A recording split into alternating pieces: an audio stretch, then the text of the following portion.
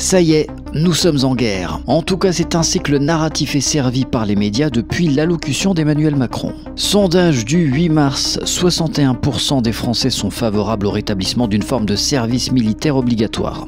Bon, en vrai, quand on creuse bien, il y a quand même des subtilités. 72% des 65 ans et plus sont pour, contre 43% des 18-24 ans.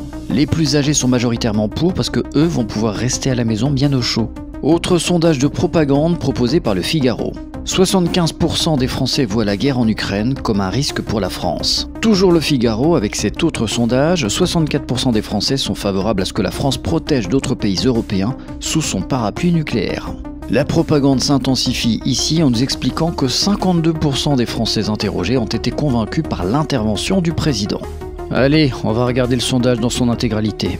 On y est, étude flash suite à l'allocution du président de la République dans le contexte de la guerre en Ukraine. Écoutez bien l'escroquerie.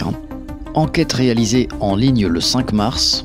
Ici, c'est bien écrit 52% des Français, donc 52% de 67 millions. Pour ce sondage très représentatif, l'échantillon est de 807 personnes. Bref, c'est du bidon.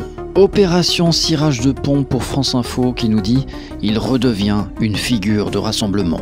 Emmanuel Macron de nouveau au centre du jeu à la faveur de la crise ukrainienne. Ouest France ne fait pas mieux, exclusif Emmanuel Macron en forte hausse dans l'opinion. Mais la suite est plus intéressante, mais reste majoritairement impopulaire. Ça, c'est la couverture des différents médias suite à l'allocution d'Emmanuel Macron. Ils étaient quasiment tous extrêmement élogieux. Et pendant ce temps, le gouvernement appelait les Français à une forme de patriotisme en orientant leur épargne vers les industries de défense. Ben voyons. François Bayrou envisage même un emprunt national auprès des Français pour réarmer le pays. L'Union européenne remettait de l'huile sur le feu en affirmant que Poutine n'avait pas montré d'intérêt pour la paix. Notre partenaire de Pax allemand, ainsi que d'autres pays de l'Union européenne, envisagent de rétablir le service militaire obligatoire dès l'âge de 18 ans.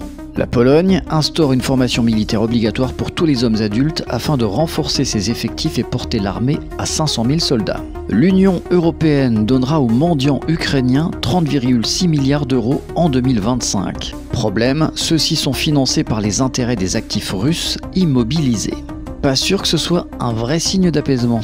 Et pour finir ce sondage en ligne de François Asselineau, il y avait 63 000 votants et la question était lequel de ces 4 présidents constitue actuellement selon vous la menace numéro 1 pour la France et les Français. Étaient proposés Poutine, Trump, Tebboune et Macron. Attention, roulement de tambour, résultat sans appel, le grand gagnant est Macron avec 79,6%. Et toi alors, quel est ton avis sur cette situation ? Si tu as regardé la vidéo jusqu'au bout, n'hésite pas à écrire en commentaire 3e guerre mondiale.